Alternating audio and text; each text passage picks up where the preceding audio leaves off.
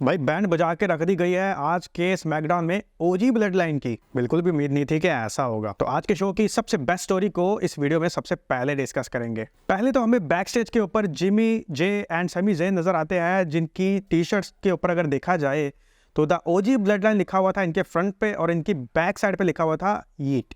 तो इनकी शर्ट्स का लुक तो अच्छा था और बैक स्टेज के ऊपर ये तीनों fifth member for the war games search करते नजर आए। इसके बाद फिर मेन टाइम आता है जब Jimmy Uso, Jey and Sami Zayn with Roman Reigns dressing room में बैठे होते हैं कि इनको सामने टीवी स्क्रीन के ऊपर द न्यू ब्लड लाइन यानी सोलो सिकावा की ब्लड लाइन की रिंग में एंट्री करते की वीडियो नजर आती है। फिर इनसे इंतजार ना हुआ और ये भी न्यू ब्लड लाइन के पीछे रिंग की तरफ आ गए। भाई इनका जो अभी तक का फ्यूड चला है उसमें सबसे बेस्ट मोमेंट इनका ये कन्फ्रंटेशन था। फिर इनकी हैवी फाइट शुरू हो गई और वार गेम्स की झलक आज के स्मैकडाउन में ही नजर आ गई। लेकिन भाई एक बात मानने वाली है कि जैकब फातू अकेले सब पर भारी पड़ रहे थे।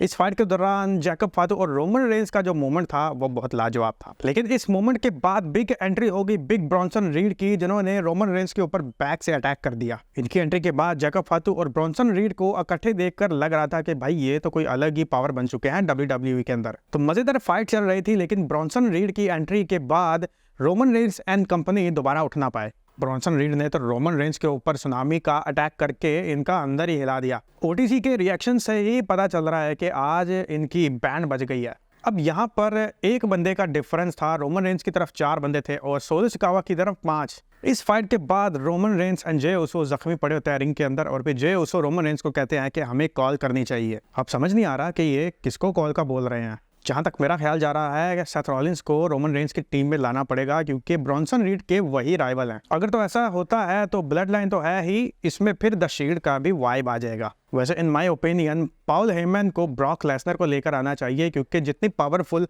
सोलो सिकावा की ब्लड लाइन हो चुकी है ये रोमन रेंस एंड कंपनी के लिए मुश्किलात खड़ी कर सकती है। एंड में फिर रोमन रेंस बैठे होते नजर आते हैं और इनके हाथ में होता है मोबाइल। ये कॉल मिलाते हैं वाइज मैन को, लेकिन इनका number out of service show होता है और उसके बाद ये भी मैसेज आता है कि इनका नंबर चेंज हो चुका है। तो इसका क्या मतलब है कि क्या वाकई पॉल हेमन सोलो सिकावा के साथ तो नहीं मिलने वाले? तो सोशल मीडिया के ऊपर जो रिपोर्ट्स चल रही हैं क्या वो वाकई सच होने वाली हैं?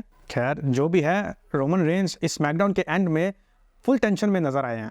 फ्राइडे नाइट स्मैकडाउन को किक ऑफ किया था अमेरिकन नाइटमेयर कोडी रोड्स ने, जो कि कुछ अच्छे मूड में नजर नहीं आ रहे थे। इन्होंने आते ही केविन ओवंस को कॉल आउट कर दिया। केविन ओवंस तो ना आए, लेकिन इनकी जगह जनरल मैनेजर निक ऑल्डिस की एंट्री हो गई। इन्होंने कोडी रोड्स को कहा कि केविन ओवंस ने लास्ट फ्राइडे नाइट रेंडी ओटन को बैंड मूव पाइल ड्राइवर लगा के इंजर्ड कर दिया था, इसी वजह से केविन ओवंस सस्पेंडेड है। तो वो आज के शो में मौजूद नहीं है। अभी इंटरनल इन्वेस्टिगेशन जारी है, जैसे ही सब कुछ क्लियर हो जाएगा तो फिर केविन ओवंस वापस आ जाएगा। इसका जवाब फिर कोडी रोड्स ने दिया कि किसी भी तरह केविन ओवंस को वापस लेकर आओ, मैं ज्यादा वेट नहीं कर सकता।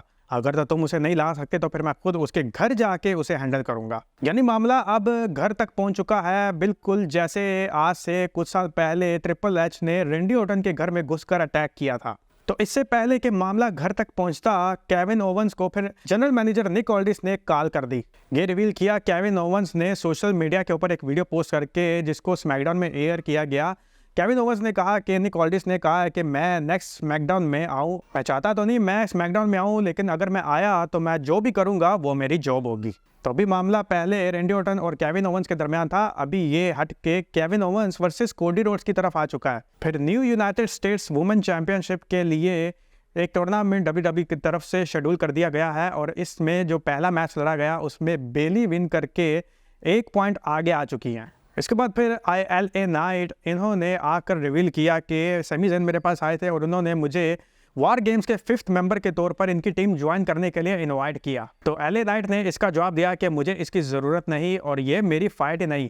यहाँ तक कि ब्लड लाइन वार गेम्स में एक दूसरे को तबाह बर्बाद भी कर दे तो मुझे कोई परवाह नहीं है। फिर LA नाइट ने अपने US टाइटल के लिए ओपन चैलेंज किया और इसके लिए फिर आए हम्बर्तो कारिलो ने इस चैलेंज को एक्सेप्ट किया, लेकिन ये इस मैच में हार गए। इस मैच विन के बाद LA नाइट विनिंग सेलिब्रेशन में मसरूफ होते हैं कि फिर एक रिटर्न हो जाता है और फिर नजर आते हैं शिंसुके नाकामुरा और ये अटैक कर देते हैं LA नाइट के ऊपर।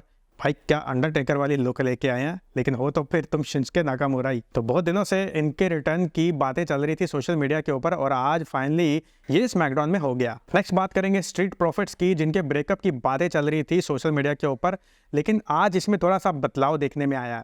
स्ट्रीट प्रॉफिट्स का मैच था MCMG के साथ, लेकिन इसमें श्याम्पा ने गंद डाल दिया जब इन्होंने आके अटैक कर दिया स्ट्रीट प्रॉफिट्स के ऊपर और मैच डिस्क्वालीफाई हो गया। फिर जॉनी गार्गेनो आए और इन्होंने श्याम्पा को समझाने की कोशिश की, लेकिन इन्होंने इसको भी धक्का दे दिया। फिर स्ट्रीट प्रॉफिट्स को MCMG उठाते हैं हाथों में हाथ डाल के और इनके साथ अफसोस करते हैं कि मैच डिस्क्वालीफाई हो गया है और इनके जो टाइटल स्पोर्ट्स थे वो चले गए हैं। लेकिन एंजेलो डॉकिन शायद इतने ज़्यादा गुस्से में थे कि इन्होंने एलेक्स शैली को धक्का दे दिया।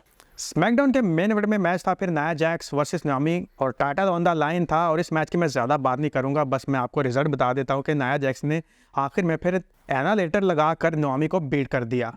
नेक्स्ट मूव करेंगे हम WWE से बॉक्सिंग की तरफ। आज हिस्टोरिकल मैच हुआ है iron Mike Tyson versus Jake Paul. इस मैच के लिए शो में बहुत सी सेलिब्रिटीज प्रेजेंट थी। 8 राउंड्स के इस मैच में माइक टायसन शुरू में तो ठीक लगे, लेकिन आहिस्ता आहिस्ता जैसे मैच टाइम आगे बढ़ता गया तो माइक टायसन डिफेंसिव होते गए।